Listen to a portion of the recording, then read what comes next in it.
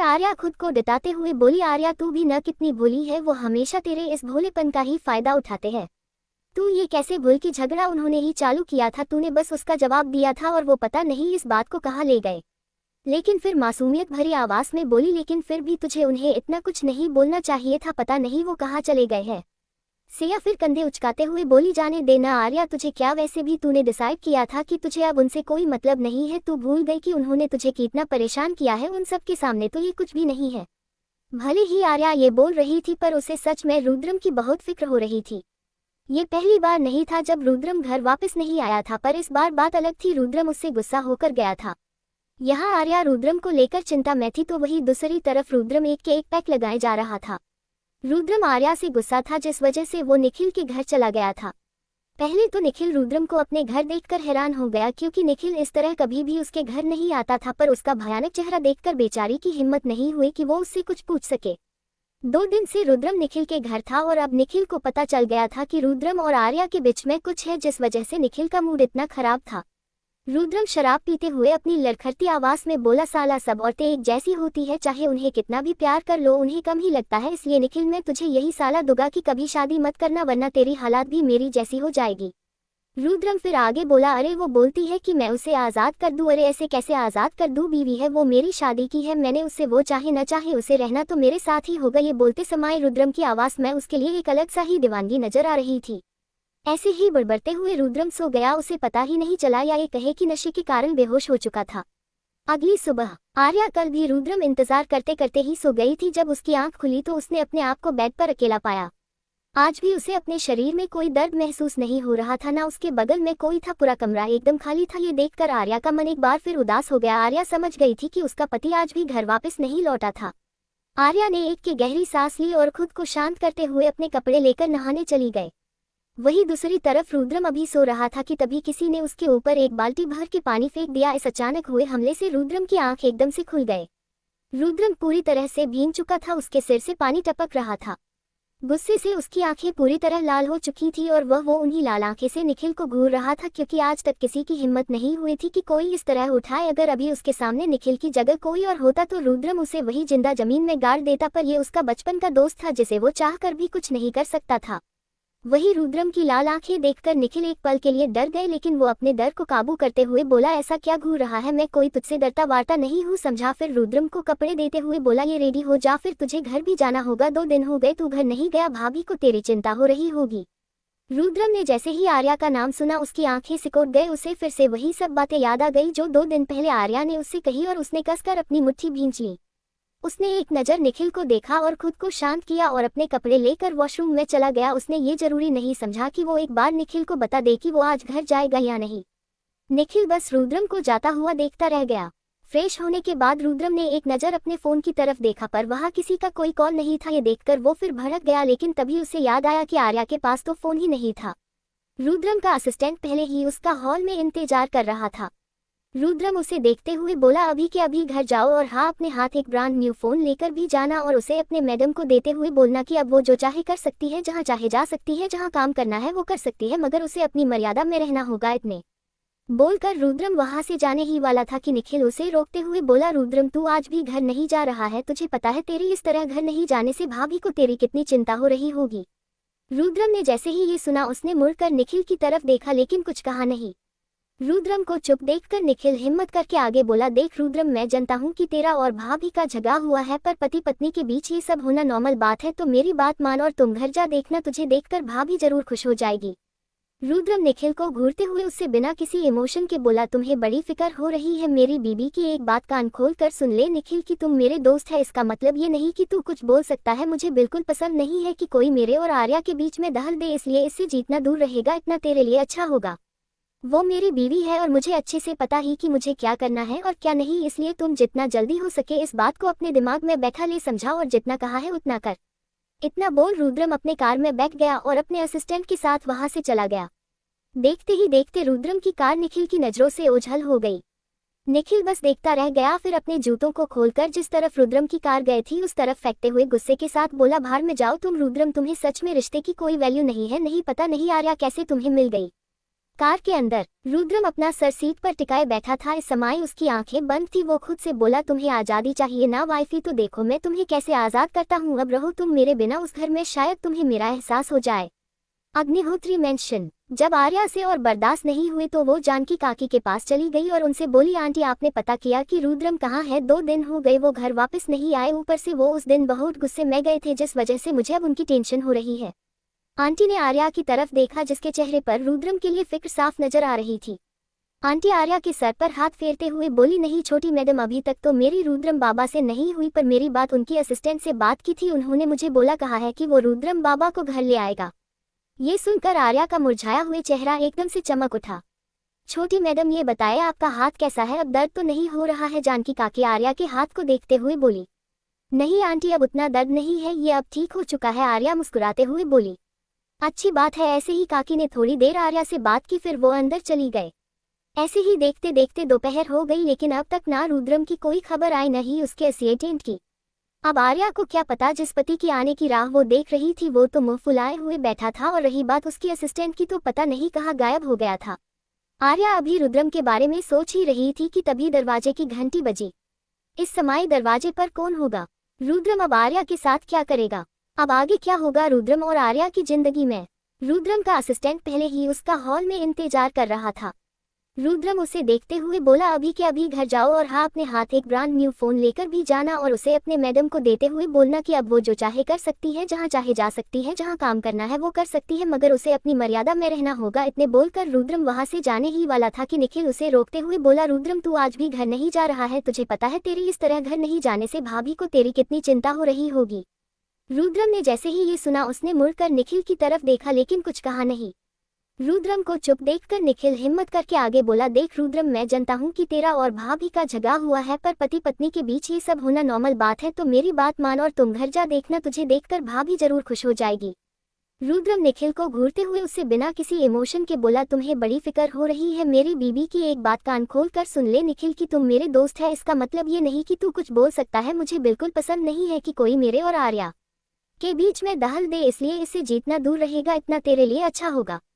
वो मेरी बीवी है और मुझे अच्छे से पता ही कि मुझे क्या करना है और क्या नहीं, इसलिए तुम जितना जल्दी हो सके इस बात को अपने दिमाग में बैठा ले, समझा, और जितना कहा है उतना कर। इतना बोल रुद्रम अपने कार में बैठ गया और अपने असिस्टेंट के साथ वहां से चला गया। देखते ही देखते रुद्रम की कार निखिल की नजरों से ओझल हो गई। निखिल बस देखता रह गया, फिर अपने जूतों को खोलकर जिस तरफ रुद्रम की कार गई थी उस तरफ फेंकते हुए गुस्से के साथ बोला, बाहर में जाओ तुम। रुद्रम, तुम्हें सच में रिश्ते की कोई वैल्यू नहीं है? नहीं पता नहीं आर्या कैसे तुम्हें मिल गई? कार के अंदर रुद्रम अपना सर सीट पर टिकाए बैठा था। इस समय उसकी आंखें बंद थी। वो खुद से बोला, तुम्हें आज़ादी चाहिए ना वाइफी? तो देखो मैं तुम्हें कैसे आज़ाद करता हूँ। अब रहो तुम मेरे बिना उस घर में, शायद तुम्हें मेरा एहसास हो जाए। अग्निहोत्री मेंशन। जब आर्या से और बर्दाश्त नहीं हुए तो वो जानकी काकी के पास चली गई और उनसे बोली, आंटी आपने पता किया कि रुद्रम कहाँ है? 2 दिन हो गए वो घर वापस नहीं आए। ऊपर से वो उस दिन बहुत गुस्से में गए थे, जिस वजह से मुझे अब उनकी टेंशन हो रही है। आंटी ने आर्या की तरफ देखा, जिसके चेहरे पर रुद्रम के लिए फिक्र साफ नजर आ रही थी। आंटी आर्या के सर पर हाथ फेरते हुए बोली, नहीं छोटी मैडम, अभी तक तो मेरी रुद्रम बाबा से नहीं हुई, पर मेरी बात उनकी असिस्टेंट से बात की थी। उन्होंने मुझे बोला कहा है कि वो रुद्रम बाबा को घर ले आएगा। ये सुनकर आर्या का मुरझाया हुआ चेहरा एकदम से चमक उठा। छोटी मैडम ये बताए आपका हाथ कैसा है? अब दर्द तो नहीं हो रहा है? जानकी काकी आर्या के हाथ को देखते हुए बोली। नहीं आंटी, अब उतना दर्द नहीं है, ये अब ठीक हो चुका है। आर्या मुस्कुराते हुए बोली। अच्छी बात है। ऐसे ही काकी ने थोड़ी देर आर्या से बात की, फिर वो अंदर चली गए। ऐसे ही देखते देखते दोपहर हो गई, लेकिन अब तक ना रुद्रम की कोई खबर आई, न ही उसके असिस्टेंट की। अब आर्या को क्या पता, जिस पति की आने की राह वो देख रही थी वो तो मुंह फुलाए हुए बैठा था, और रही बात उसकी असिस्टेंट की तो पता नहीं कहाँ गायब हो गया था। आर्या अभी रुद्रम के बारे में सोच ही रही थी कि तभी दरवाजे की घंटी बजी। घंटी की आवाज सुनकर आर्या के चेहरे पे एक बहुत बड़ी वाली स्माइल आ गई। उसे लगा कि रुद्रम होगा। उसने जल्दी से जाकर दरवाजा खोला, पर दरवाजा खोलते ही उसका चेहरा मुरझा गया, क्योंकि दरवाजे पर रुद्रम नहीं उसका असिस्टेंट नील था। आर्या ने उसे अंदर आने का कहा, पर नील मना करते हुए बोला, नहीं मैडम, वो बस मुझे सर ने आपको ये फोन देने को कहा था। ये बोलकर नील ने आर्या की तरफ फोन बढ़ा दिया और फिर आगे कहा, सर ने ये भी कहा है कि अब आप जहाँ चाहे जा सकती है, जो चाहे कर सकती है, पर आपको ये अपनी मर्यादा में रहकर करना होगा, और अगर आपने गलती से भी अपनी मर्यादा लांघी तो फिर आपको उसकी बहुत बड़ी कीमत चुकानी होगी। नील की बात सुनकर आर्या को फिर से वो सब याद आ गया जो रुद्रम ने उससे कहा था, और उसका मूड और बिगड़ गया। आर्या फिर बुझे मन से नील के हाथ से फोन लेते हुए बोली, बस उन्होंने इतना ही कहा। ये सुनकर नील ने बस अपना सिर हाँ में हिला दिया। आर्या फिर आगे बोली, वो सब ठीक है पर वो घर कब तक आएंगे? 2 दिन हो गए पर वो घर नहीं आए हैं, वो ठीक तो है ना? आर्या को इतना परेशान देखकर नील जल्दी से बोला, हाँ मैडम वो बिल्कुल ठीक है, वो बस उसे किसी जरूरी काम से आउट ऑफ इंडिया जाना पड़ा, जैसे ही उनका काम खत्म हो जाएगा वो आ जाएगा। ये बोलकर नील वहां से चला गया और आर्या फिर फोन लेकर अपने रूम में चली गए। वहीं दूसरी तरफ सनशाइन इंटरनेशनल कॉलेज, आरोही जैसे तैसे वहां से बचकर निकली और सीधे अपने क्लासरूम में चली गए। वहीं ईशा आरोही के आने का ही इंतजार कर रही थी। वो आज कुछ ज्यादा ही अच्छे तरीके से रेडी होकर आई थी, क्योंकि वो किसी भी मामले से आरोही से कम नहीं दिखना चाहती थी। पर जैसे ही आरोही क्लास के अंदर आए सबका ध्यान उसकी तरफ ही चला गया। जो लड़के अब तक उसे एडमिरेशन के साथ देख रहे थे वो अब आरोही को देख रहे थे। आरोही के आते ही वो सब उसे भूल गए, जैसे आरोही के सामने उसकी कोई वैल्यू ही नहीं हुई। ये देखकर ईशा ने कसकर अपनी मुट्ठी भींच ली। वही कार्तिक जो अब तक सबको इग्नोर कर रहा था, जैसे ही उसकी नजरें आरोही पर गई वो बस उसे देखता ही रह गया। कल उसने ध्यान से आरोही को भी नहीं देखा था, पर आज उसे व्हाइट कॉलर की ड्रेस में देखकर उसके होश ही उड़ गए। पता नहीं क्यों पर उसे लग रहा था कि जैसे उसने आरोही को पहले कहीं देखा हो, पर उसे हद नहीं आ रहा था। वही आरोही ने सबकी घूरती हुए नजरों को इग्नोर किया और सीधे जाकर कार्तिक के बाजू में बैठ गया। आरोही जैसी ही वहां बैठी सबको यकीन हो गया ये आरोही है और पूरी क्लास एक्साइटमेंट से भर गए। ये काफी सुंदर है, सच में मुझे विश्वास नहीं हो रहा है कि ये वही बदसूरत लड़की है। ये तो कल से भी ज्यादा सुंदर लग रही है यार, इसकी स्किन तो देखो कितनी मुलायम है। मेरा मन तो उसे चुनेका कर रहा है, सच में मुझे तो अब उसके पति से जलन हो रही है। अगर मुझे पता होता कि ये इतनी खूबसूरत है तो मैं ही इससे शादी कर लेता। यार ये तो अपनी बहन सोनाली से भी ज्यादा सुंदर है। यार ईशा तो इसके सामने कुछ भी नहीं है। वही ईशा जैसे जैसे लोगों की बातें सुन रही थी उसका चेहरा बदसूरत होते जा रहा था। उससे आरोही की तारीफ बर्दाश्त नहीं हो रही थी। उसे आरोही से नफरत थी, सिर्फ उसके वजह से उसकी हालात गली में पड़े कुत्तों से भी बटर हो गए थे। पहले सब उसकी तारीफ करते नहीं थकते थे और अब जैसे वो उसे भूल हो गई थी, जैसे वो कभी एक्सिस्ट ही नहीं करती हो। ये रुद्रम कहाँ चला गया? ये ईशा अब आगे क्या करेगी? सनशाइन इंटरनेशनल कॉलेज, आरोही जैसे तैसे वहां से बचकर निकली और सीधे अपने क्लासरूम में चली गए। वही ईशा आरोही के आने का ही इंतजार कर रही थी। वो आज कुछ ज्यादा ही अच्छे तरीके से रेडी होकर आई थी, क्योंकि वो किसी भी मामले से आरोही से कम नहीं दिखना चाहती थी। पर जैसे ही आरोही क्लास के अंदर आए सबका ध्यान उसकी तरफ ही चला गया। जो लड़के अब तक उसे एडमिरेशन के साथ देख रहे थे वो अब आरोही को देख रहे थे। आरोही के आते ही वो सब उसे भूल गए, जैसे आरोही के सामने उसकी कोई वैल्यू ही नहीं हुई। देखकर ईशा ने कसकर अपनी मुट्ठी भींच ली। वही कार्तिक जो अब तक सबको इग्नोर कर रहा था, जैसे ही उसकी नजरें आरोही पर गई वो बस उसे देखता ही रह गया। कल उसने ध्यान से आरोही को भी नहीं देखा था, पर आज उसे व्हाइट कॉलर की ड्रेस में देखकर उसके होश ही उड़ गए। पता नहीं क्यों पर उसे लग रहा था कि जैसे उसने आरोही को पहले कहीं देखा हो, पर उसे हद नहीं आ रहा था। वही आरोही ने सबकी घूरती हुए नजरों को इग्नोर किया और सीधे जाकर कार्तिक के बाजू में बैठ गया। आरोही जैसी ही वहां बैठी सबको यकीन हो गया ये आरोही है और पूरी क्लास एक्साइटमेंट से भर गए। ये काफी सुंदर है, सच में मुझे विश्वास नहीं हो रहा है कि ये वही बदसूरत लड़की है। ये तो कल से भी ज्यादा सुंदर लग रही है यार, इसकी स्किन तो देखो कितनी मुलायम है। मेरा मन तो उसे चुनेका कर रहा है, सच में मुझे तो अब उसके पति से जलन हो रही है। अगर मुझे पता होता कि ये इतनी खूबसूरत है तो मैं ही इससे शादी कर लेता। यार ये तो अपनी बहन सोनाली से भी ज्यादा सुंदर है। यार ईशा तो इसके सामने कुछ भी नहीं है। वही ईशा जैसे जैसे लोगों की बातें सुन रही थी उसका चेहरा बदसूरत होते जा रहा था। उससे आरोही की तारीफ बर्दाश्त नहीं हो रही थी। उसे आरोही से नफरत थी, सिर्फ उसके वजह से उसकी हालात गली में पड़े कुत्तों से भी बटर हो गए थे। पहले सब उसकी तारीफ करते नहीं थकते थे और अब जैसे वो उसे भूल हो गई थी, जैसे वो कभी एक्सिस्ट ही नहीं करती हो। वही आरोही ने किसी की बात पर ध्यान नहीं दिया और उसने ऐसे सबको इग्नोर किया जैसे उसने किसी की बातें सुनी ही न हो। उसने अपनी बुक्स बाहर निकली और जैसे ही उसने अपना ड्रॉअर बुक्स रखने के लिए खोला वो हैरान हो गई, क्योंकि उसकी ड्रॉअर बहुत सारी चॉकलेट्स और लव लेटर्स से भरी भी थी और कुछ उनके अंदर गुलाब के फूल भी थे। आरोही ये सब देखकर ज्यादा हैरान नहीं थी, आरोही इन लोगों के दोगलेपन से ज्यादा हैरान थी। पहले वो जब बदसूरत थी तो यही लोग उसे परेशान करने के लिए क्या नहीं करते थे। वो उसे कितना भला बुरा कहते थे, उसे बुली करने के लिए उसके ऊपर चपकली कॉकरोच छोड़ देते थे, तो कभी उसे बाथरूम में लॉक कर देते थे, वो कभी उसे जानबूझकर धक्का दे देते थे और भी पता नहीं उन्होंने उसके साथ क्या कुछ किया था। और आज यही लोग उसे इम्प्रेस करने के लिए क्या ये सब कर रहे थे, वो भी बस इसलिए कि उन्होंने उसका असली चेहरा देख लिया था। आरोही को अब उन लोगों से घिना रही थी। सच में ये लोग किसी चीज के लायक नहीं थे, यहाँ तक कि नफरत के भी नहीं। वो इस काबिल भी नहीं थे कि वो उन्हें नफरत कर सके, मतलब ये सब करने में उन्हें जरा सी भी शर्म भी नहीं आ रही। थी जिस लड़की को उन्होंने इतने सालों तक सिर्फ इसलिए बुली ली क्योंकि वो बदसूरत थी, और आज जब वो खूबसूरत हो गए हैं वो लोग उसे अपनी गर्लफ्रेंड बनाना चाहते हैं। आरोही को ये भी पता था कि उन सब में कोई भी उसे पसंद नहीं करता था, वो बस उसे सिर्फ इसलिए अपनी गर्लफ्रेंड बनाना चाहते हैं जिससे वो पूरे कॉलेज के सामने शो ऑफ कर सके कि कॉलेज की सबसे खूबसूरत लड़की उसकी गर्लफ्रेंड है। वो उन सब की नज़रों में एक शो पॉक से ज़्यादा और कुछ नहीं थी। तभी आरोही को महसूस हुआ कि कार्तिक उसे देख रहा है। ये देखकर उसने एक गहरी सांस ली और सारा सामान उठाकर वही डस्टबिन में फेंक दिया और फिर अपनी बुक्स ड्रॉवर में रखते हुए कार्तिक की तरफ देखते हुए चिड़चिड़ाहट भरी आवाज में बोली, क्या है तुम मुझे इस तरह क्या घूर रहे हो? क्या आज से पहले कभी खूबसूरत लड़की नहीं देखी है?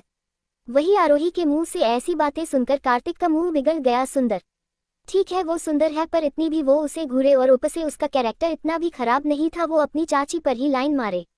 फिर वो भी उसे उसी टोन में जवाब देते हुए बोला, देखी है, पर ऐसी बेवकूफ़ लड़की नहीं देखी है। अगर तुम वो भयानक मेकअप नहीं करती तो आज तुम्हें ये सब नहीं झेलना पड़ता।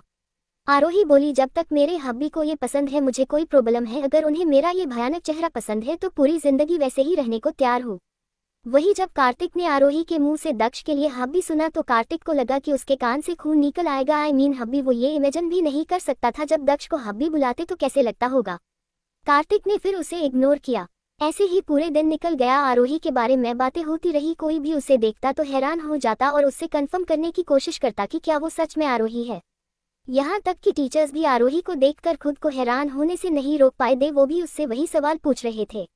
अग्निहोत्री मेंशन। ऐसे ही दिन बीत रहे थे। आर्या से झगड़े के बाद रुद्राम घर नहीं आया था, पर इन दिनों में उसे रुद्रम के बारे में बहुत कुछ पता चला था। इन सालों में उसे किसी से भी बात करने की इज्जत नहीं थी, जिस वजह से रुद्रम के बारे में, उसकी फैमिली के बारे में कुछ नहीं पता था। पर अब जब वो हर जिसके लिए आज़ाद थी तो जानकी काकी ने उसे रुद्रम के बारे में बहुत सी नई बातें बताई थी। आर्या की बात अब उन अनाथ आश्रम बच्चों से भी होने लगी थी जहां वो इतने सालों से रह रही थी। आर्या हर रोज रुद्रम का वेट करती, पर हमेशा उसे निराशा ही हाथ लगती। अब आर्या भी घर में बैठे बैठे बोर होने लगी थी। ऊपर से वो 2 सालों से घर पर ही थी, जिस वजह से वो बाहर की दुनिया घूमना चाहती थी। इसलिए उसने वही रेस्टोरेंट में वापस ज्वाइन कर लिया जहां वो 2 साल पहले काम करती थी, ताकि वो घर में बोर ना हो। आज रुद्रम को गए हुए पूरे 1 महीने हो गए थे। इन 1 महीनों न ही रुद्रम में उसे कोई कॉल किया था, न ही कोई मैसेज। आर्या जल्दी से रेडी हुए और अपने काम के लिए चली गई। वो लेट नहीं चाहती थी। वैसे भी रेस्टोरेंट का उन्हें बहुत मुश्किल से मना था। वो उसके इस तरह अचानक गायब हो जाने की वजह से गुस्सा था। वो तो वापस रखने के लिए मान ही रहा था, पर फिर उसने उसे बहुत मनाया। ऊपर से उसका काम भी अच्छा, तो फिर वो मान गया। इसलिए आरोही अब उसे नाराज होने का कोई मौका नहीं देना चाहती थी। और ऊपर आज कोई बहुत बड़े लोग आने वाले थे, जिस वजह से आज उसे बहुत काम था। उसे भी पता था कि वो लोग कौन है, नहीं उसे जानने में कोई इंटरेस्ट था। उसे बस अपने काम से मतलब था। क्या होगा रुद्रम का रिएक्शन जब उसे आरोही के इस जॉब के बारे में पता चलेगा? अब आगे क्या होगा रुद्रम और आर्या की जिंदगी में? अग्निहोत्री मेंशन। ऐसे ही दिन बीत रहे थे। आर्या से झगड़े के बाद रुद्राम घर नहीं आया था, पर इन दिनों में उसे रुद्रम के बारे में बहुत कुछ पता चला था। इन सालों में उसे किसी से भी बात करने की इज्जत नहीं थी, जिस वजह से रुद्रम के बारे में, उसकी फैमिली के बारे में कुछ नहीं पता था। पर अब जब वो हर जिसके लिए आज़ाद थी तो जानकी काकी ने उसे रुद्रम के बारे में बहुत सी नई बातें बताई थी। आर्या की बात अब उन अनाथ आश्रम बच्चों से भी होने लगी थी जहां वो इतने सालों से रह रही थी। आर्या हर रोज रुद्रम का वेट करती, पर हमेशा उसे निराशा ही हाथ लगती। अब आर्या भी घर में बैठे बैठे बोर होने लगी थी। ऊपर से वो 2 सालों से घर पर ही थी, जिस वजह से वो बाहर की दुनिया घूमना चाहती थी। इसलिए उसने वही रेस्टोरेंट में वापस ज्वाइन कर लिया जहां वो 2 साल पहले काम करती थी, ताकि वो घर में बोर ना हो।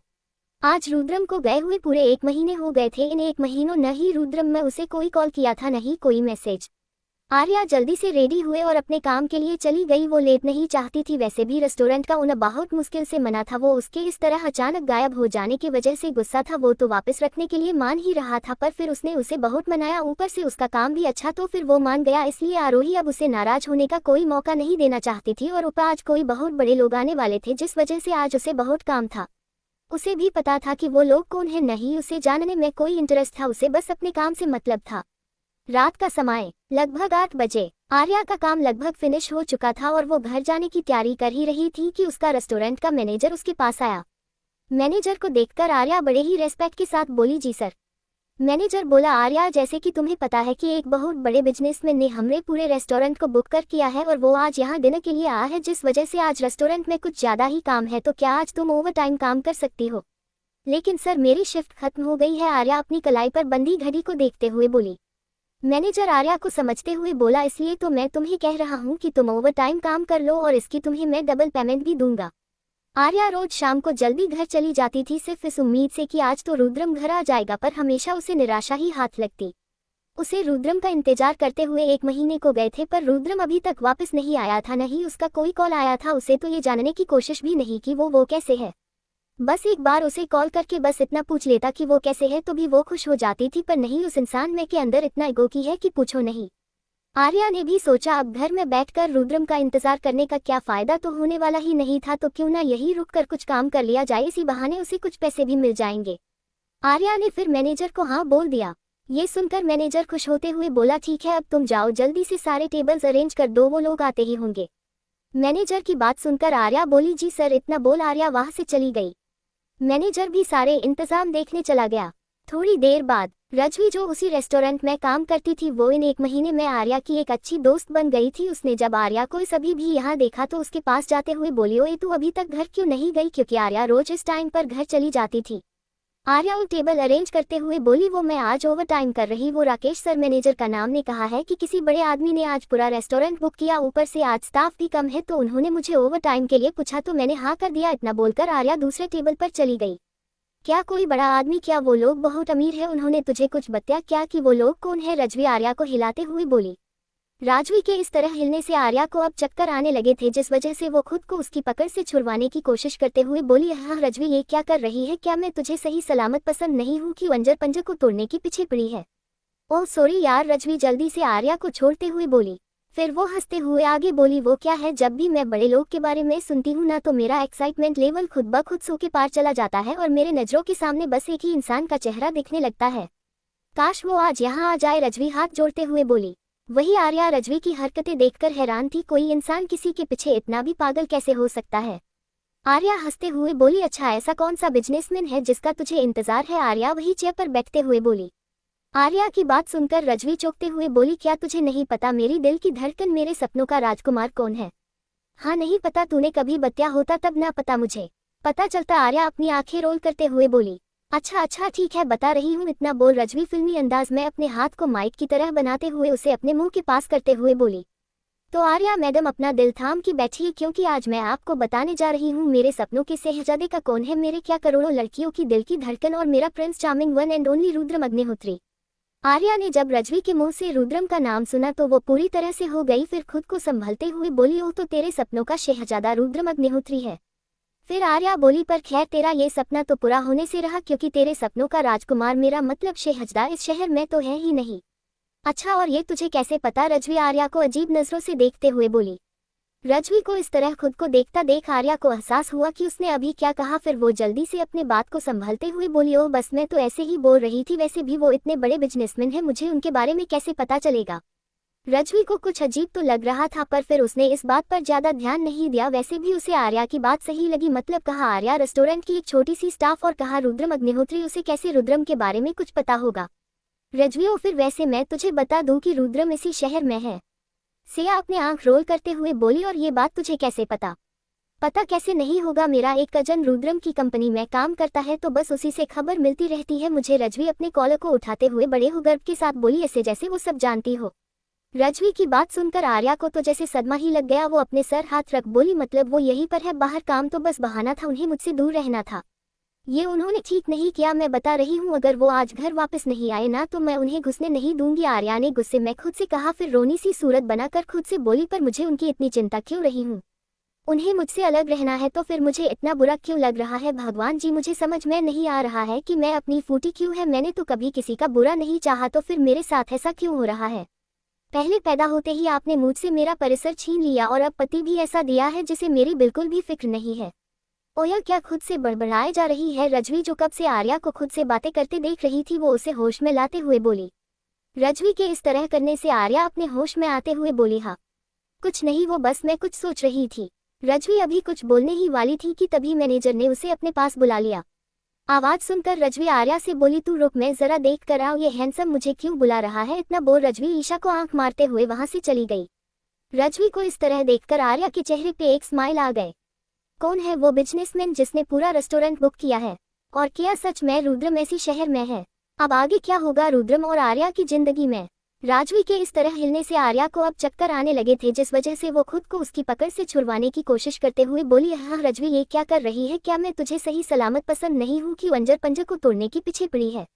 ओह सॉरी यार, रजवी जल्दी से आर्या को छोड़ते हुए बोली। फिर वो हंसते हुए आगे बोली, वो क्या है, जब भी मैं बड़े लोग के बारे में सुनती हूँ ना तो मेरा एक्साइटमेंट लेवल खुद ब खुद 100 के पार चला जाता है और मेरे नजरों के सामने बस एक ही इंसान का चेहरा दिखने लगता है। काश वो आज यहाँ आ जाए, रजवी हाथ जोड़ते हुए बोली। वही आर्या रजवी की हरकतें देखकर हैरान थी, कोई इंसान किसी के पीछे इतना भी पागल कैसे हो सकता है। आर्या हंसते हुए बोली, अच्छा ऐसा कौन सा बिजनेसमैन है जिसका तुझे इंतजार है। आर्या वही चेयर पर बैठते हुए बोली। आर्या की बात सुनकर रजवी चौंकते हुए बोली, क्या तुझे नहीं पता मेरी दिल की धड़कन मेरे सपनों का राजकुमार कौन है। हाँ नहीं पता, तूने कभी बताया होता तब ना पता मुझे पता चलता। आर्या अपनी आंखें रोल करते हुए बोली। अच्छा ठीक है बता रही हूँ, इतना बोल रजवी फिल्मी अंदाज में अपने हाथ को माइक की तरह बनाते हुए उसे अपने मुंह के पास करते हुए बोली। तो आर्या मैडम अपना दिल थाम के बैठिए, क्योंकि आज मैं आपको बताने जा रही हूँ मेरे सपनों के शहजादे का कौन है, मेरे क्या करोड़ों लड़कियों की दिल की धड़कन और मेरा Prince charming one and only Rudram Agnihotri.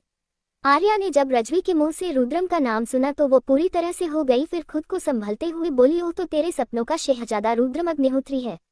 फिर आर्या बोली, पर खैर तेरा ये सपना तो पूरा होने से रहा, क्योंकि तेरे सपनों का राजकुमार मेरा मतलब शहजादा इस शहर में तो है ही नहीं। अच्छा और ये तुझे कैसे पता, रजवी आर्या को अजीब नजरों से देखते हुए बोली। रजवी को इस तरह खुद को देखता देख आर्या को एहसास हुआ कि उसने अभी क्या कहा, फिर वो जल्दी से अपने बात को संभलते हुए बोली, ओ बस मैं तो ऐसे ही बोल रही थी, वैसे भी वो इतने बड़े बिजनेसमैन हैं, मुझे उनके बारे में कैसे पता चलेगा। रजवी को कुछ अजीब तो लग रहा था, पर फिर उसने इस बात पर ज्यादा ध्यान नहीं दिया, वैसे भी उसे आर्या की बात सही लगी। मतलब कहा आर्या रेस्टोरेंट की एक छोटी सी स्टाफ और कहा रुद्रम अग्निहोत्री, उसे कैसे रुद्रम के बारे में कुछ पता होगा। रजवी, ओ फिर वैसे मैं तुझे बता दूं कि रुद्रम इसी शहर में है। सिया अपने आंख रोल करते हुए बोली, और ये बात तुझे कैसे पता। पता कैसे नहीं होगा, मेरा एक कजन रुद्रम की कंपनी में काम करता है, तो बस उसी से खबर मिलती रहती है मुझे। रजवी अपने कॉलर को उठाते हुए बड़े हो गर्व के साथ बोली, ऐसे जैसे वो सब जानती हो। रजवी की बात सुनकर आर्या को तो जैसे सदमा ही लग गया, वो अपने सर हाथ रख बोली, मतलब वो यहीं पर है बाहर, काम तो बस बहाना था, उन्हें मुझसे दूर रहना था। ये उन्होंने ठीक नहीं किया, मैं बता रही हूँ, अगर वो आज घर वापस नहीं आए ना तो मैं उन्हें घुसने नहीं दूंगी। आर्या ने गुस्से में खुद से कहा, फिर रोनी सी सूरत बनाकर खुद से बोली, पर मुझे उनकी इतनी चिंता क्यों रही हूँ। उन्हें मुझसे अलग रहना है तो फिर मुझे इतना बुरा क्यों लग रहा है। भगवान जी मुझे समझ में नहीं आ रहा है कि मैं अपनी फूटी क्यों है। मैंने तो कभी किसी का बुरा नहीं चाहा, तो फिर मेरे साथ ऐसा क्यों हो रहा है। पहले पैदा होते ही आपने मुझसे मेरा परिसर छीन लिया और अब पति भी ऐसा दिया है जिसे मेरी बिल्कुल भी फिक्र नहीं है।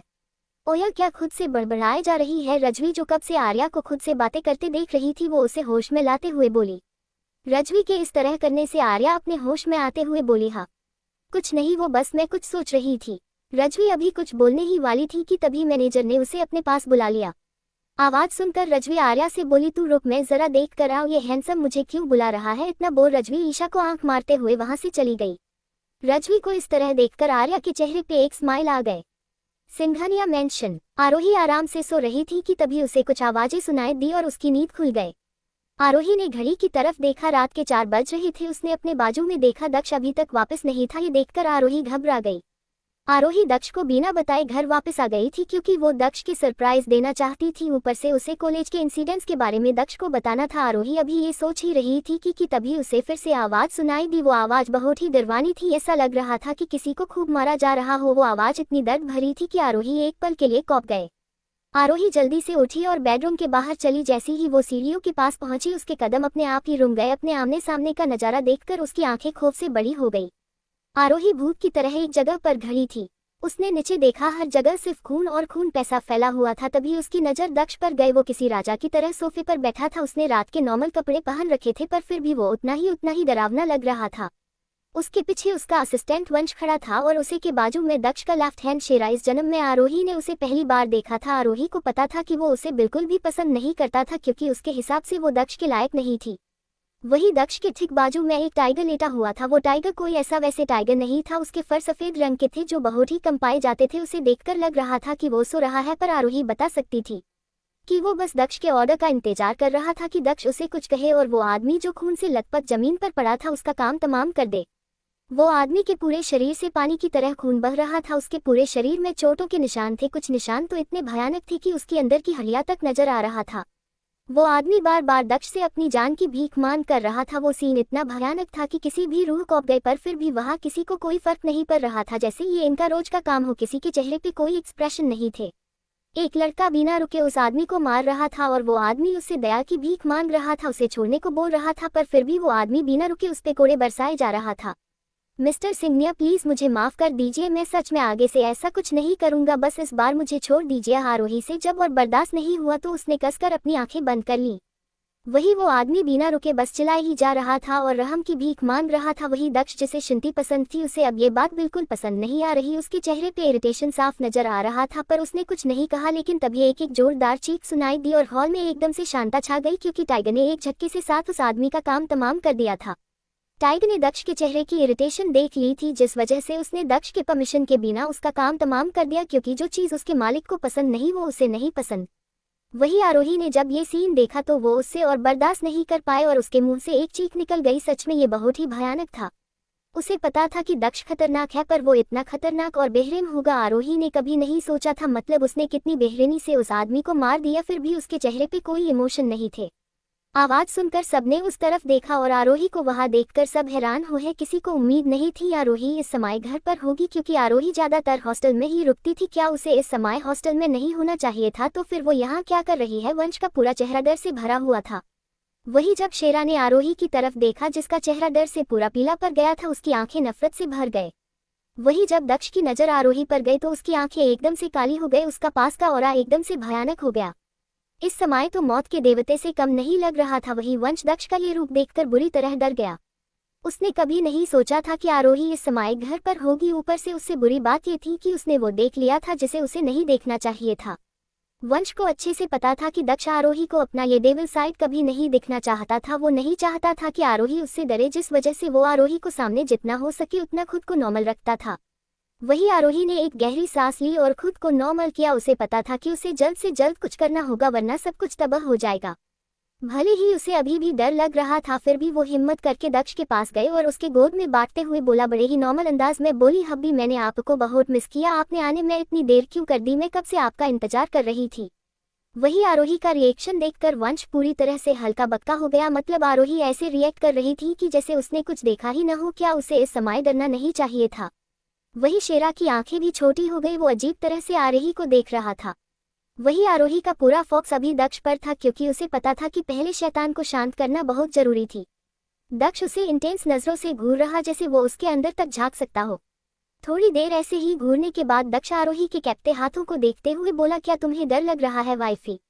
नहीं आरोही जल्दी आप बोली। भले ही वो बोल ही रही थी, पर उसका दिल इतने जोर से धड़क था कि जैसे किसी भी समय बाहर आ जाएगा।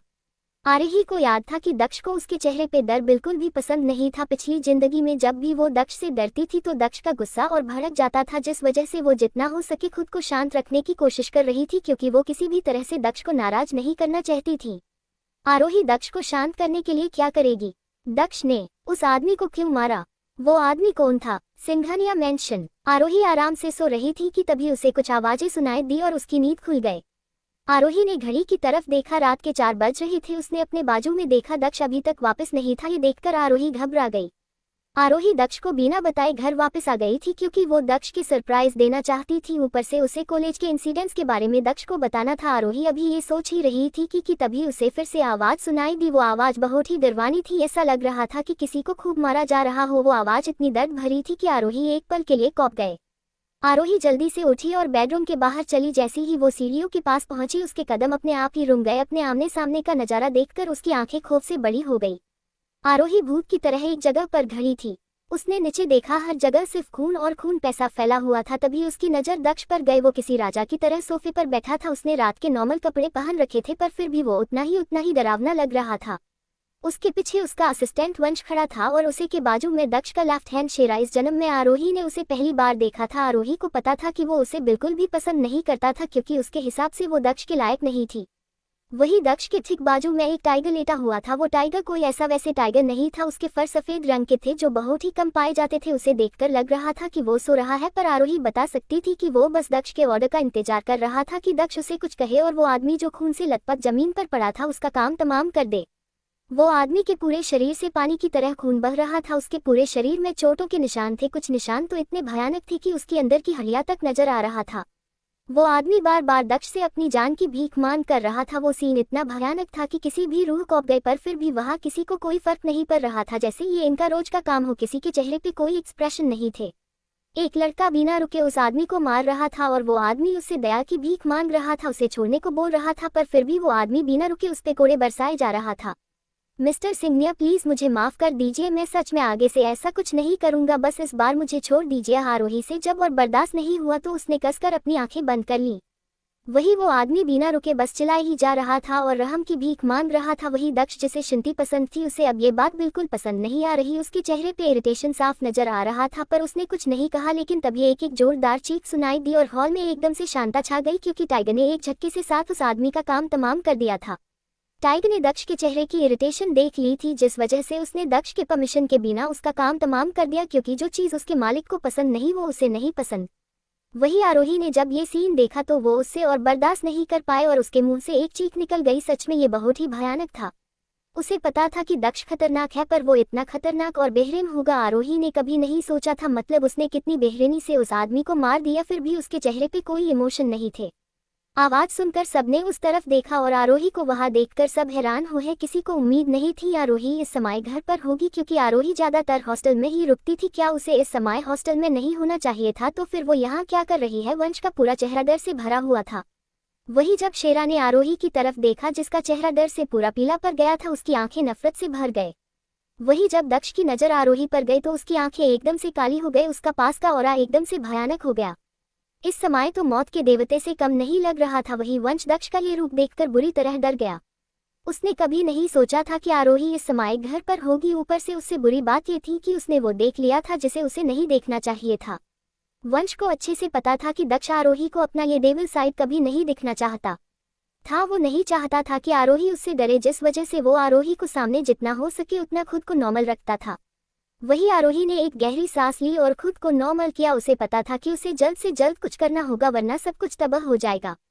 भले ही उसे अभी भी डर लग रहा था, फिर भी वो हिम्मत करके दक्ष के पास गए और उसके गोद में बांटते हुए बोला, बड़े ही नॉर्मल अंदाज में बोली, हब्बी मैंने आपको बहुत मिस किया। आपने आने में इतनी देर क्यों कर दी? मैं कब से आपका इंतजार कर रही थी।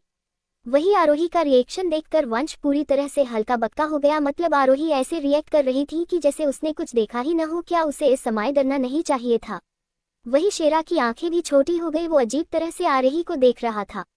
वही आरोही का पूरा फोकस अभी दक्ष पर था, क्योंकि उसे पता था कि पहले शैतान को शांत करना बहुत जरूरी थी। दक्ष उसे इंटेंस नजरों से घूर रहा, जैसे वो उसके अंदर तक झांक सकता हो। थोड़ी देर ऐसे ही घूरने के बाद दक्ष आरोही के कैप्टे हाथों को देखते हुए बोला, क्या तुम्हें डर लग रहा है वाइफी? नहीं आरोही, जल्दी आप बोली। भले ही वो बोल ही रही थी, पर उसका दिल इतने जोर से धड़क था कि जैसे किसी भी समय बाहर आ जाएगा। आरोही को याद था कि दक्ष को उसके चेहरे पे डर बिल्कुल भी पसंद नहीं था। पिछली जिंदगी में जब भी वो दक्ष से डरती थी तो दक्ष का गुस्सा और भड़क जाता था, जिस वजह से वो जितना हो सके खुद को शांत रखने की कोशिश कर रही थी, क्योंकि वो किसी भी तरह से दक्ष को नाराज नहीं करना चाहती थी। आरोही घबराए हुए नजरों से दक्ष की तरफ देख रही थी। उसे नहीं पता था कि दक्ष उस पर विश्वास करेगी भी कि नहीं। तभी दक्ष प्यार से उसके सिर पर हाथ फेरते हुए बोला, गुड गर्ल। दक्ष की बात सुनकर आरोही एकदम से रिलैक्स हो गई। मतलब उसका चुप रहना बेकार नहीं गया। आरोही अभी ये सोच ही रही थी कि तभी उसे अपने पीछे से टाइगर की दहाड़ सुनाई दी। वो दहाड़ इतनी भयानक की आवाज सुनकर आरोही के रोंगटे खड़े हो गए। आरोही, जिसने अभी कहा था कि उसे डर नहीं लग रहा है, उसने जल्दी से अपना चेहरा दक्ष की छाती में छुपा लिया। आरोही दक्ष को लेकर इतनी घबराए हुई थी कि वो लगभग टाइगर के बारे में भूल ही गई थी। आरोही ने एक नजर टाइगर की तरफ देखा, जो उसे नहीं अपनी भयानक नजरों से देख रहा था। वो बार बार उसको देखकर दहाड़ रहा था। आरोही को समझ नहीं आ रहा था टाइगर उस पर इस तरह क्यों दहाड़ रहा था। उसने खुद को शांत रखने की इतनी कोशिश की थी, पर इस टाइगर के वजह से उसकी सारी कोशिश बेकार हो गई। टाइगर ने जब आरोही को दक्ष के इतने करीब देखा तो एकदम से गुस्सा हो गई, क्योंकि उसे किसी का भी दक्ष के करीब जाना पसंद नहीं था। ये टाइगर दक्ष का पालतू और दक्ष के साथ ही रहता था और ये आरोही को पता था। अपनी पिछली जिंदगी में आरोही को टाइगर से बहुत डर लगता था और वो उससे नफरत करती थी, जितना नफरत वो दक्ष से करती थी। लेकिन अब इस जिंदगी में उसने इस टाइगर को किसी को मारते हुए देख लिया था, पर फिर भी उसे उससे नफरत नहीं हो रही थी, बल्कि उसे गिल्टी महसूस हो रहा था। आरोही को याद था कि पिछली जिंदगी में इस टाइगर ने बहुत बार उसकी जान बचाई थी। आरोही को ये भी याद था कि इस टाइगर की मौत उसके वजह से हुई थी। सोनाली ने जब उसे किडनैप किया था तो टाइगर ने उसे रोकने की कोशिश की थी और सोनाली ने बेरहमी से उसे मार दिया था। उसे ये बात अच्छे से पता थी कि टाइगर के होते हुए वो आरोही को नुकसान नहीं पहुंचा सकती थी। ये सब याद करके आरोही खुद को रोक नहीं पाई और वो जोर जोर से रोने लगी। सच में वो एक बेवकूफ़ थी, उसके वजह से सबको कितना भी झेलना पड़ा था। अगर वो बेवकूफ़ नहीं होती तो पिछली जिंदगी में उसके साथ वो सब नहीं होता। वही दक्ष ने जब इस तरह आरोही को रोते हुए देखा तो उसे लगा कि आरोही टाइगर को देखकर डर गई है, वो इस वजह से रो रही है, तो वो उसके आसपास भयानक हो रहा एकदम से शांत हो गया। दक्ष ने एक नज़र टाइगर की तरफ देखा और अपने मालिक की वार्निंग भरी लोग देखकर टाइगर एकदम से शांत हो गया। फिर वो एक आखिरी दहाड़ के बाद वहां से चला गया। टाइगर कितना भी क्रूएल क्यों न हो पर वो दक्ष के खिलाफ नहीं जा सकता था। वही शेरा नफरत भरी नजरों से आरोही को देख रहा था। आरोही को याद था कि उसे उससे इतनी नफरत थी कि उसने दक्ष के खिलाफ जाकर उसे मारने की भी कोशिश की थी। ऐसा नहीं था कि ये दक्ष के प्रति वफादार नहीं था, बल्कि दक्ष तो उसका आइडियल था, लेकिन उसकी नजरों में वो दक्ष के काबिल नहीं थी। Happy Makar Sankranti to all of you. बस आज के लिए मैनेज कर लो, कल से पक्का लॉन्ग चैप्टर आएगा। आज बहुत काम था जिस वजह से टाइम नहीं मिल पाया। शेरा क्यों आरोही से इतनी नफरत करता था? क्या इस जिंदगी में आरोही अपने डर को काबू कर पाएगी? अब आगे क्या होगा दक्ष और आरोही की जिंदगी में? अपनी पिछली जिंदगी में आरोही को टाइगर से बहुत डर लगता था और वो उससे नफरत करती थी जितना नफरत वो दक्ष से करती थी। लेकिन अब इस जिंदगी में उसने इस टाइगर को किसी को मारते हुए देख लिया था, पर फिर भी उसे उससे नफरत नहीं हो रही थी, बल्कि उसे गिल्टी महसूस हो रहा था। आरोही को याद था कि पिछली जिंदगी में इस टाइगर ने बहुत बार उसकी जान बचाई थी। आरोही को ये भी याद था कि इस टाइगर की मौत उसके वजह से हुई थी। सोनाली ने जब उसे किडनैप किया था तो टाइगर ने उसे रोकने की कोशिश की थी और सोनाली ने बेरहमी से उसे मार दिया था। उसे ये बात अच्छे से पता थी कि टाइगर के होते हुए वो आरोही को नुकसान नहीं पहुंचा सकती थी। ये सब याद करके आरोही खुद को रोक नहीं पाई और वो जोर जोर से रोने लगी। सच में वो एक बेवकूफ़ थी, उसके वजह से सबको कितना भी झेलना पड़ा था। अगर वो बेवकूफ़ नहीं होती तो पिछली जिंदगी में उसके साथ वो सब नहीं होता। वही दक्ष ने जब इस तरह आरोही को रोते हुए देखा तो उसे लगा कि आरोही टाइगर को देखकर डर गई है, वो इस वजह से रो रही है, तो वो उसके आसपास भयानक हो रहा एकदम से शांत हो गया। दक्ष ने एक नज़र टाइगर की तरफ देखा और अपने मालिक की वार्निंग भरी लोग देखकर टाइगर एकदम से शांत हो गया। फिर वो एक आखिरी दहाड़ के बाद वहां से चला गया। टाइगर कितना भी क्रूएल क्यों न हो पर वो दक्ष के खिलाफ नहीं जा सकता था। वही शेरा नफरत भरी नजरों से आरोही को देख रहा था। आरोही को याद था कि उसे इतनी नफरत थी कि उसने दक्ष के खिलाफ जाकर उसे मारने की भी कोशिश की थी। ऐसा नहीं था कि ये दक्ष के प्रति वफादार नहीं था, बल्कि दक्ष तो उसका आइडियल था, लेकिन उसकी नजरों में वो दक्ष के काबिल नहीं थी। वही टाइगर के वहां से जाने के बाद आरोही काफी हद तक शांत हो चुकी थी। आरोही ने अभी जो कुछ भी हुआ उसके बारे में उसने दक्ष से कुछ नहीं पूछा। उसे पता था वो जितना इस बारे में बात करेगी वो उतना खुद को मुसीबत में पाएगी और आरोही को अपने पैर पर कुल्हाड़ी मारने का कोई शौक नहीं था। फाइनली आरोही हिम्मत करते हुए बोली, अब भी काफी लेट हो गया है और मुझे सुबह जल्दी भी उठना ही, इसलिए मैं सोने जा रही थी। दक्ष काफी देर तक आरोही को देखता रहा, उसके बाद वो बोला, ठीक है। ये सुनकर आरोही एक पल भी वहां नहीं रुकी। उसने जल्दी से दक्ष के लिप्स पर एक लाइट किस की और तेजी से वहां से भाग गए। लेकिन आरोही वहां से सीधे अपने रूम में नहीं गए, बल्कि वो पूरे घर में इधर उधर घूम रही थी जैसे वो किसी को खोज रही हो। लेकिन जब बहुत देर तक खोजने के बाद भी उसे वो नई चीज नहीं मिली तो वो निराश हो गए। वो निराश होकर अपने रूम में जाने ही वाली थी कि उसकी नजर दूर पड़े एक चीज पर और उसकी आंखें एकदम से चमक उठी। वो टाइगर था जो गार्डन में सोया था, जिस वजह से आरोही की नजर उस पर नहीं पड़ी थी। ये देखकर आरोही जल्दी से किचन में गए और उधर से कुछ मटन के पीसेस लेकर आए। उसे याद था कि टाइगर को ये बहुत पसंद था। वो मटन के लेकर सीधे गार्डन की तरफ चली गई। वही टाइगर जो अब तक शांति से लेटा हुआ था, उसने जब किसी की आहट सुनी तो उसकी आंखें एकदम से खुल गई। इस समय उसकी आंखें एकदम लाल थी और वो बहुत ही डरावना लग रहा था। टाइगर को इस तरह देखकर आरोही एक पल के कौप गए, लेकिन वो उतनी जल्दी शांत भी हो गए। उसे टाइगर के नेचर के बारे में अच्छे से पता था। भले ही वो डरावना दिखता था, लेकिन आरोही को ये पता था कि वो कभी भी उसे नुकसान नहीं पहुंचेगा। उसने अभी थोड़ी देर पहले ही उसे दक्ष के करीब देखा था और वो समझ गया होगा कि वो दक्ष के लिए कितनी इम्पोर्टेंट है, इसलिए वो चाहकर भी उसे नुकसान नहीं पहुंचा सकता था। वैसे भी आरोही का कोई बुरा इरादा नहीं था, वो बस टाइगर के साथ दोस्ती करना चाहता था, उसके साथ खेलना चाहती थी। वो उसके सॉफ्ट से फर को छूना चाहती थी। वैसे भी पिछले जन्म में उसके वजह से टाइगर की मौत हुई थी, क्योंकि उसने टाइगर को गलत समझा, उस पर कभी भरोसा नहीं किया, जिस वजह से उसके मन में बहुत ही गिल्ट था। इसलिए इस जन्म में वो उसके साथ दोस्ती करना चाहती थी। आरोही महसूस कर सकती थी कि जैसे जैसे वो उसके करीब जा रहा था उसका गुस्सा बढ़ता जा रहा था। टाइगर को इस तरह देखकर आरोही की उसके ज्यादा करीब करने जाने की हिम्मत नहीं थी। भले ही उसे पता था कि वो उसे कुछ भी करेगा, पर फिर भी आरोही की उसके करीब जाने की हिम्मत नहीं हुई। टाइगर उसे ऐसे घूर रहा था जैसे वो उसे जिंदा ही निगल जाएगा। आरोही ने उसकी घूरती नजरों को इग्नोर किया और अपने साथ लाए मटन के बॉक्स को टाइगर की तरफ बढ़ाते हुए बोली, बेबी क्या तुम्हें भूख लगी है? क्या तुम ये टेस्टी मटन खाना पसंद करोगे?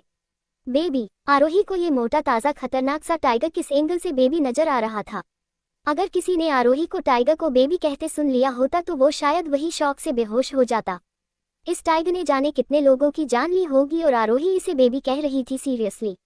वही आरोही की बात सुनकर टाइगर एकदम से दहाड़ा। ऑफकोर्स उसको भी आरोही का उसे बेबी कहना उसको बिल्कुल पसंद नहीं आया था। ये तो सीधे सीधे उसकी बेइज्जती थी। कहा उसे एक नज़र देखते ही लोग बेहोश हो जाते था, डर के मारे उनकी पेंट गीली हो जाती थी और ये लड़की उसे बेबी कह रही थी।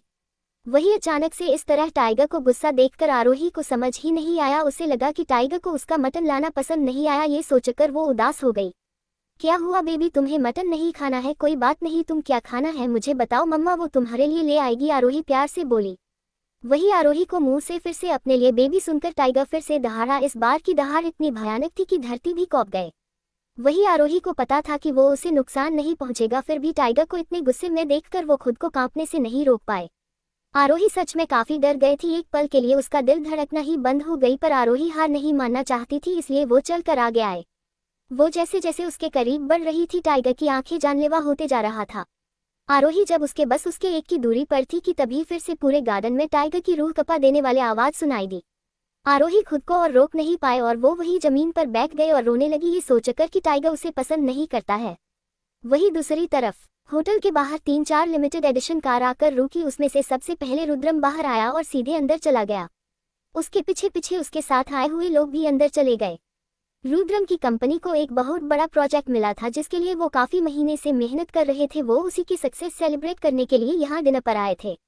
वही आर्या जो प्राइवेट रूम में गेस्ट्स का इंतजार कर रही थी, वो अपने सामने रुद्रम को देखकर चौंक गई। उसकी दिल की धड़कन एकदम से तेज हो गई। इस समय उसे रुद्रम को देखने की उम्मीद नहीं थी। मतलब वो जो इतनी देर से जिस बिजनेसमैन का इंतजार कर रही थी वो कोई नहीं रुद्रम था। सिर्फ आर्या ही नहीं, रुद्रम भी आर्या को अपने सामने देखकर उतना ही हैरान था, लेकिन उसने अपने चेहरे पे कोई भी इमोशन आने नहीं दिए। उसका चेहरा इमोशनलेस था। उसने आर्या को ऐसे इग्नोर किया जैसे उसने उसे देखा ही नहीं। वो सीधे जाकर अपनी सीट पर बैठ गया।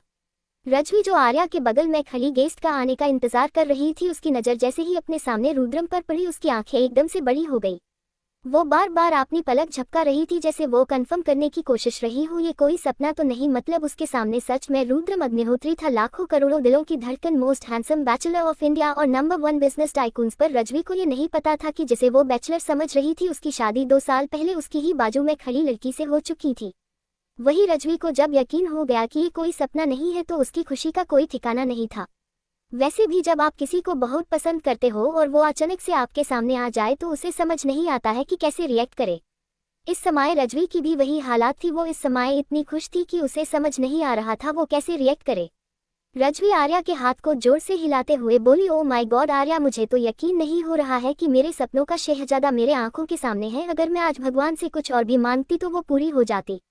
फिर वो जल्दी से खुद को ठीक करते हुए बोली, आर्या मैं सुंदर तो लग रही हूँ न, मेरे बाल तो ठीक है, न मेरा मेकअप वो थिक है, न मैं नहीं चाहती कि मेरे राजकुमार के सामने में पहला इंप्रेशन गंदा पड़े।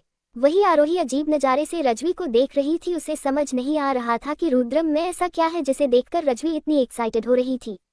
उसके लिए ये नॉर्मल था क्योंकि वो उसके साथ उसके घर में ही रहती थी, पर रजवी जिसने आज तक रुद्रम को सिर्फ टीवी और मैगजीन में ही देखा था, उसे अपने इस तरह अपने सामने देखकर उसका एक्साइटेड होना नॉर्मल था क्योंकि रुद्रम और उसका कोई बराबरी नहीं थी। वो एक मिडिल क्लास लड़की थी और रुद्रम एक बिलियनियर। वो चाहे भी तो रुद्रम से नहीं मिल सकती थी। वही आर्या भी शायद ये भूल गए थी कि अगर उसके साथ वो हादसा नहीं होता तो वो भी रुद्रम के इतने करीब नहीं जा सकती पाती क्योंकि उन दोनों की ही दुनिया अलग थी। वही रजवी आर्या से एक ही सवाल पूछ रही थी कि वो कैसी लग रही है और वही एक ही सवाल बार बार सुनकर आर्या के सर में भी दर्द होने लगा था। लेकिन इन सब से अनजान रजवी आर्या को पकाई जा रही थी। जब आर्या से और बर्दाश्त नहीं हुआ तो रजवी के मुंह पर हाथ रख थोड़े खिंच भरी आवाज में बोली, चुप हो जा मेरी माँ, और कितना पकाएगी मुझे एक सवाल बार बार करके। मैं ना कहा ना तू सुंदर लग रही है, अगर अब तूने एक और मुझसे ये सवाल किया तो देख लेना। इतना बोलकर आर्या ने रजवी के मुंह से अपना हाथ हटा दिया।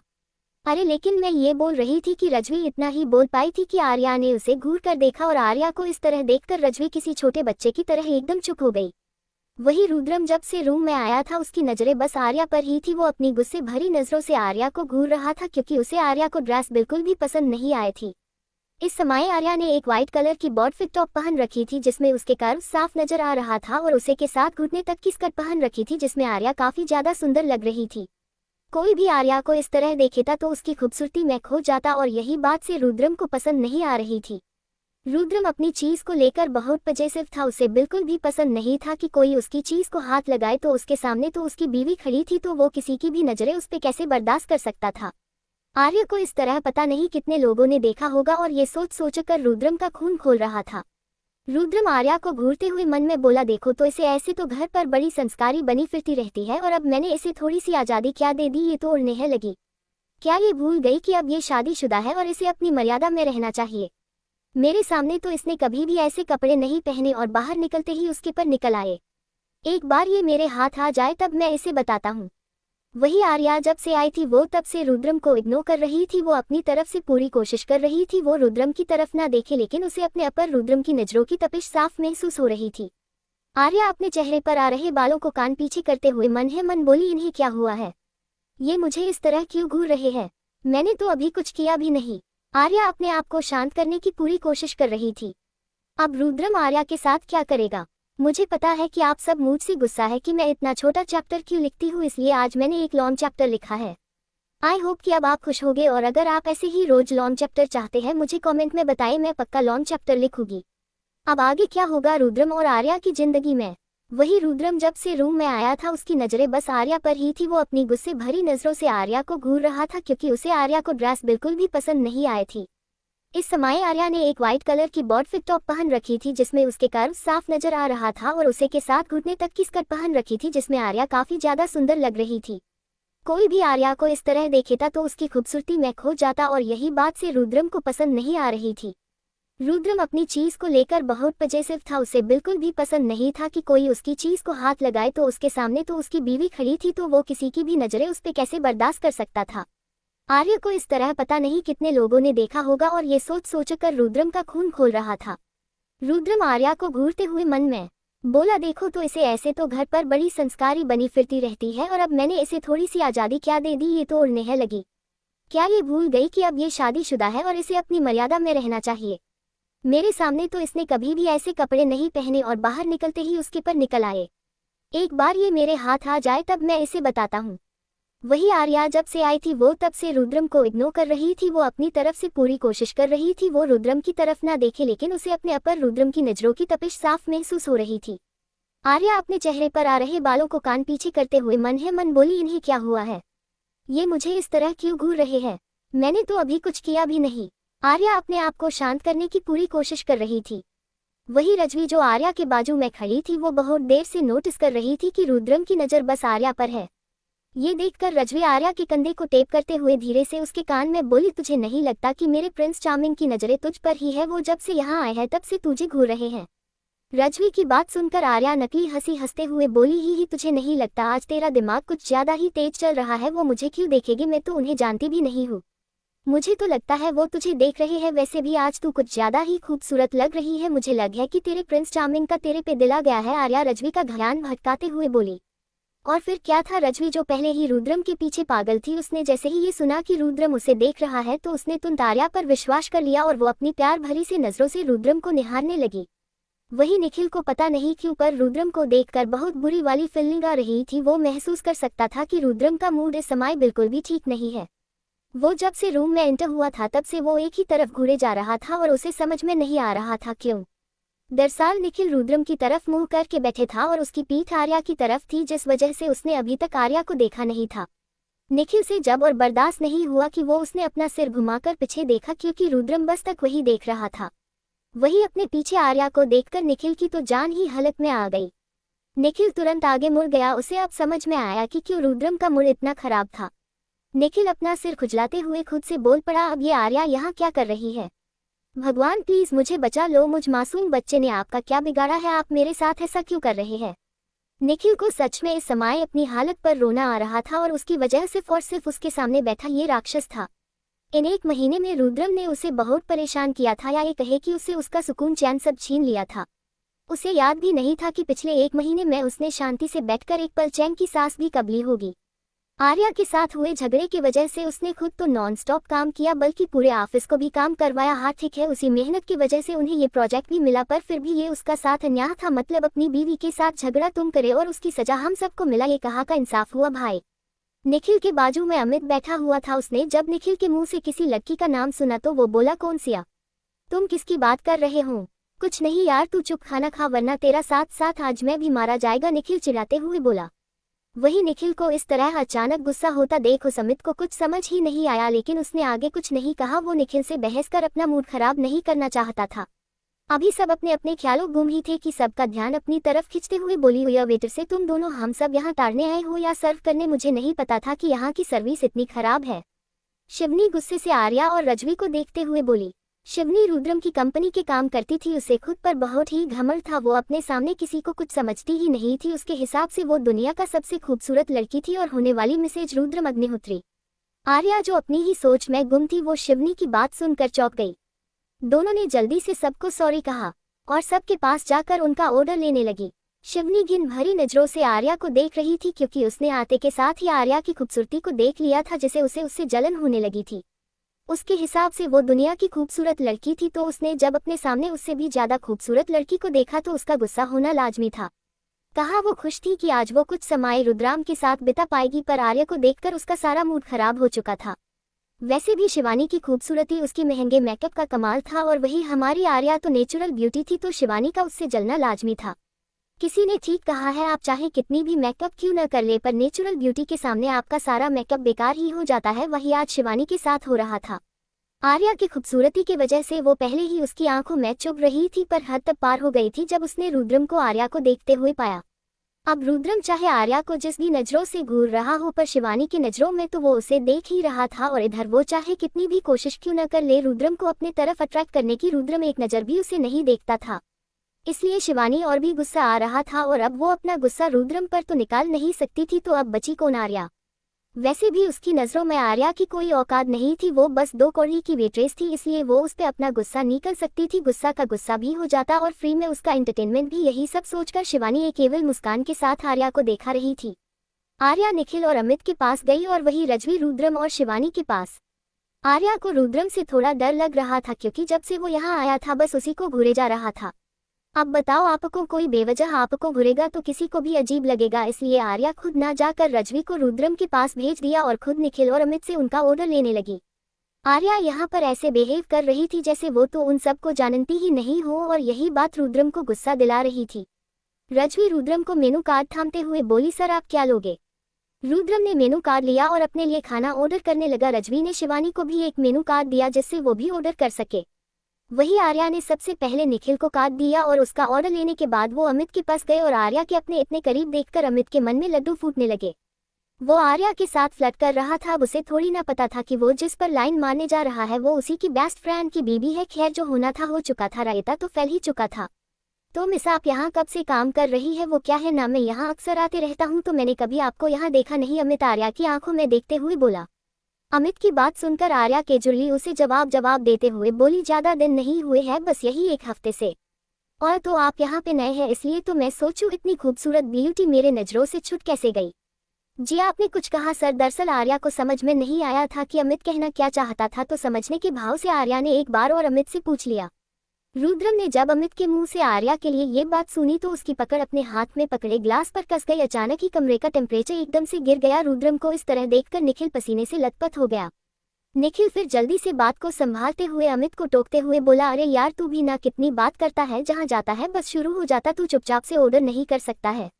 हाँ हाँ कर रहा हूँ ना, तू इतना चिढ़ क्यों रहा है? जल्दी ही चारों ने अपने अपने ऑर्डर आर्या और रजवी को बता दिया, तो दोनों ही अपना ऑर्डर लेने के बाद रूम से बाहर चली गए। दोनों के वहां से जाने के बाद अमित, जिसे अपने जुबान पर बिल्कुल भी काबू नहीं था, वो हंसते हुए बोला, क्या लड़की थी यार, एकदम बला की खूबसूरत, अगर ये मेरी गर्लफ्रेंड बन गई ना तो मजे ही मजे है। अमित अपने सपनों की दुनिया में गोते लगाते हुए बोला। अभी वो बोल ही रहा था कि तभी एक जोरदार मुक्का उसके मुंह पे पड़ा। वो मुक्का इतनी जोर का था कि अमित खुद को संभाल नहीं पाया और अपनी चेयर के साथ नीचे गिर गया। बेचारे को बड़ी जोर की लगी थी। वही सब हैरानी से रुद्रम को देख रहे थे, जो अपनी लाल आंखों से अमित को घूर रहा था। निखिल और शिवानी ये सब देखकर तुरंत अपनी चेयर उठ गए। पंच इतना अचानक पड़ा था कि शिवानी के मुंह से बस चीख निकलने ही वाली थी, पर चीख निकल पाती उससे पहले ही शिवानी ने जल्दी से अपने मुंह हाथ रख लिया। आह मार डाला रे माँ, पापा बचाव मुझे कोई, अबे साले। निखिल खड़ा खड़ा घूरता ही रहेगा या उठाएगा भी, अमित दर्द से कहराते हुए बोला। हाँ। अमित की बात सुनकर सब अपने होश में आए। निखिल ने सबसे पहले अमित को उठाया, फिर उसके नीचे पड़े चेयर को भी। अमित ने घूर कर रुद्रम की तरफ देखा, लेकिन उसकी लाल आंखों को देखकर वो उसका गुस्सा एक पल में गायब हो गया। फिर वो दर्द से कहराते हुए बोला, अरे भाई मारा तो मारा, अब ये भी बता दे इस मार का रीजन क्या था। तुझे पता है न, मुझे ज्यादा बोलने वाले लोग बिल्कुल भी पसंद नहीं है, इसलिए अब तेरे मुंह से एक भी शब्द नहीं निकलना चाहिए, समझा। अभी तो सिर्फ एक पंच मारा है, अगर तुझे कुछ और बोला तो मुझे तेरा हाथ पैर तोड़ने में टाइम नहीं लगेगा। रुद्रम अपनी कुर्सी पर दोबारा बैठते हुए बोला। पर भाई मैंने किया क्या? अमित इससे आगे कुछ बोल पाता। निखिल ने नितिन को अपने पास खींचा और उसके कान में कुछ धीरे से कहा। निखिल की बात सुनकर अमित के मुंह से बस एक ही शब्द निकला, क्या? अरे क्या कर रहा? अगर तूने आर्या के बारे में एक और उत्पन्नाक शब्द बोला ना तो तू कहाँ गायब हो जाएगा, किसी को पता ही नहीं चलेगा। निखिल ने आर्या की सच्चाई अमित को बता दी थी कि जिस लड़की पर वो ट्राई मार रहा था वो उसकी भाभी है, मतलब रुद्रम की पत्नी। इसलिए अपने मन में ख्याली पुलाव बनना बंद कर, वरना ये सामने बैठा राक्षस तुझे कच्चा निगल जाएगा। अमित ने एक नजर रुद्रम की तरफ देखा, हो उसे ही घूर रहा था। रुद्रम को इस तरह देखकर अमित ने अपने दांत दिखा दिए। शिवानी अजीब नजरों से सबको देख रही थी, उसे समझ ही नहीं आ रहा था कि यहाँ हो क्या रहा है। रुद्रम ने अमित को क्यों मारा? निखिल ने उसे क्या बताया जिसे सुनकर वो एकदम से शांत हो गया? बेचारी को उत्सुकता तो बहुत हो रही ये सब जानने की, पर वो कुछ कर नहीं सकती थी। क्या होगा शिवानी का रिएक्शन जब उसे आरोही के बारे में पता चलेगा? अब आगे क्या होगा रुद्रम और आर्या की जिंदगी में? अमित की बात सुनकर सब अपने होश में आए। निखिल ने सबसे पहले अमित को उठाया, फिर उसके नीचे पड़े चेयर को भी। अमित ने घूर कर रुद्रम की तरफ देखा, लेकिन उसकी लाल आंखों को देखकर वो उसका गुस्सा एक पल में गायब हो गया। फिर वो दर्द से कहराते हुए बोला, अरे भाई मारा तो मारा, अब ये भी बता दे इस मार का रीजन क्या था। तुझे पता है न, मुझे ज्यादा बोलने वाले लोग बिल्कुल भी पसंद नहीं है, इसलिए अब तेरे मुंह से एक भी शब्द नहीं निकलना चाहिए, समझा। अभी तो सिर्फ एक पंच मारा है, अगर तुझे कुछ और बोला तो मुझे तेरा हाथ पैर तोड़ने में टाइम नहीं लगेगा। रुद्रम अपनी कुर्सी पर दोबारा बैठते हुए बोला। पर भाई मैंने किया क्या? अमित इससे आगे कुछ बोल पाता। निखिल ने नितिन को अपने पास खींचा और उसके कान में कुछ धीरे से कहा। निखिल की बात सुनकर अमित के मुंह से बस एक ही शब्द निकला, क्या? अरे क्या कर रहा? अगर तूने आर्या के बारे में एक और उत्पन्नाक शब्द बोला ना तो तू कहाँ गायब हो जाएगा, किसी को पता ही नहीं चलेगा। निखिल ने आर्या की सच्चाई अमित को बता दी थी कि जिस लड़की पर वो ट्राई मार रहा था वो उसकी भाभी है, मतलब रुद्रम की पत्नी। इसलिए अपने मन में ख्याली पुलाव बनना बंद कर, वरना ये सामने बैठा राक्षस तुझे कच्चा निगल जाएगा। अमित ने एक नजर रुद्रम की तरफ देखा, हो उसे ही घूर रहा था। रुद्रम को इस तरह देखकर अमित ने अपने दांत दिखा दिए। शिवानी अजीब नजरों से सबको देख रही थी, उसे समझ ही नहीं आ रहा था कि यहाँ हो क्या रहा है। रुद्रम ने अमित को क्यों मारा? निखिल ने उसे क्या बताया जिसे सुनकर वो एकदम से शांत हो गया? बेचारी को उत्सुकता तो बहुत हो रही ये सब जानने की, पर वो कुछ कर नहीं सकती थी। वही दूसरी तरफ अपने सामने का नजारा देखकर दक्ष की आंखें छोटी हो गए। आरोही टाइगर के आगे बैठी रो रही थी, उसके आसपास कुछ मटन पीसेस पड़े थे। वही टाइगर बहुत गुस्से में लग रहा था। अपने सामने का नजारा देखकर वंश पूरी तरह से हक्का बक्का रह गया। यहाँ क्या हो रहा था? आरोही ने इस समय टाइगर को परेशान क्यों किया? क्या उसे अपनी जान प्यारी नहीं थी? वही आरोही ने जब दक्ष को वहां देखा तो वो जल्दी से उसके पास गए और किसी छोटे बच्चे की तरह उससे शिकायत करते हुए बोली, हब्बी बेबी ने मुझे देखकर दहाड़ा, क्या उसे मैं पसंद नहीं आए? वंश ने अपने मन में सोचा, ये बेबी कौन है? वाइफी तुम यहाँ क्या कर रही हो? दक्ष उसकी बातों को इग्नोर करते हुए बोला, हब्बी मैं बस टाइगर को मटन खिलाना चाहती थी। ये बहुत प्यारा है, मैं इसके साथ दोस्ती करना चाहती हूँ, उसके साथ खेलना चाहती हूँ, लेकिन लगता है टाइगर को पसंद नहीं आए। हब्बी प्लीज बेबी से कहो ना वो मुझसे दोस्ती कर ले, वो आपकी बात नहीं टालेगा। आरोही टाइगर को देखते हुए बोली। वो अभी भी उसे देखकर गुस्से से दहाड़ रहा था और टाइगर को इस तरह देखकर आरोही और दुखी हो गए। आरोही की बात सुनकर वंश लगभग बेहोश ही होना था। वो कोई पपी नहीं था जो वो उसके साथ दोस्ती करना चाहता थी, उसके साथ खेलना चाहती थी। वो टाइगर था, वो भी ऐसा वैसा नहीं, खतरनाक वाला। क्या आरोही की आंखें खराब है? वो किस एंगल से उसे प्यारा लग रहा था? आरोही की बात सुनकर दक्ष की भौहें सिकुड़ गए और वो अपने दांत पिसते हुए बोला, इससे दूर रहो, ये कोई तुम्हारा खिलौना नहीं है जो तुम इसके साथ खेलना चाहती हो। आरोही ने एक बार टाइगर के प्यारे से चेहरे की तरफ देखा और फिर उसके सॉफ्ट से फर की तरफ। ये देखकर आरोही खुद को रोक नहीं पाई और जिद करते हुए बोली, पर क्यों हब्बी? क्यों? मैं उसके साथ खेलना चाहती हूँ, इसके सॉफ्ट से फर को छूना चाहती हूँ, क्या मैं ऐसा नहीं कर सकती हूँ? वंश अपने सामने खड़ी छोटी सी लड़की को अजीब सी तरह से देख रहा था जो दक्ष से टाइगर के लिए जिद कर रही थी जो वो कोई खिलौना हो। क्या उसका दिमाग खराब हो गया था? क्या वो सच में उसके फर को छूना चाहती थी? नहीं, दक्ष उसे मना करते हुए बोला। पर आरोही कहाँ आसानी से मानने वाली थी। वो जिद करते हुए बोली, पर क्यों नहीं, मैं सच में इसके साथ दोस्ती करना चाहती हूँ। दक्ष ने एक नज़र आरोही की तरफ देखा जो काफी उदास लग रहा थी, और आरोही को इस तरह उदास देखकर दक्ष का दिल पिघल गया। फिर वो प्यार से उसके सिर पर हाथ फेरते हुए बोला, ठीक है, पर तुम उसके साथ कोई जोर जबरदस्ती नहीं कर सकती हो। ये सुनकर आरोही खुश हो गए और फिर वो जल्दी से वहां से भाग गए। आरोही को भरोसा था कि वो टाइगर को एक न एक दिन अपना दोस्त बनाकर ही रहेगी। चाहे कुछ भी हो जाए, वो अपनी पिछली गलतियां दोबारा नहीं दोहराएगी। आरोही के वहां से जाने के बाद वंश थोड़ी चिंता के साथ बोला, बॉस हमें क्या करना चाहिए? क्या हम टाइगर को कहीं और भेज दें? कहीं उसने गुस्से में आकर आरोही को नुकसान पहुंचा दिया तो? दक्ष ने आरोही की तरफ देखा, फिर बिना किसी एक्सप्रेशन के कहा, नहीं। उसे पता था कि अगर उसने टाइगर को यहाँ से भेज दिया तो उसकी लिटिल वाइफ ही पक्का उसके गुस्सा हो जाती, और कुछ भी हो गए आरोही को दुखी नहीं देख सकता था। और रही बात टाइगर की, तो उसे पता था टाइगर कभी आरोही को नुकसान नहीं पहुंचेगा। टाइगर दक्ष के लिए अपने बच्चे जैसा था और हर किसी से ज्यादा वो टाइगर को समझता था, और टाइगर उसे। ऐसा नहीं था कि आरोही पसंद नहीं थी वो, बस जब उसने दक्ष को किसी और की इतनी केयर करते देखा तो उसे गुस्सा आ गया। उसे दक्ष का खुद से ज्यादा किसी और को इम्पोर्टेंस देना अच्छा नहीं लगा। आरोही के वहां से जाने के बाद टाइगर ने एक नज़र घूरकर दक्ष की तरफ देखा और वहां से चला गया, क्योंकि वो अभी भी दक्ष से गुस्सा था। अगले दिन आरोही जैसे ही नीचे आए, उसकी नज़र शेरा पर गई जो तिरस्कार भरी नजरों से उसे घूर रहा था।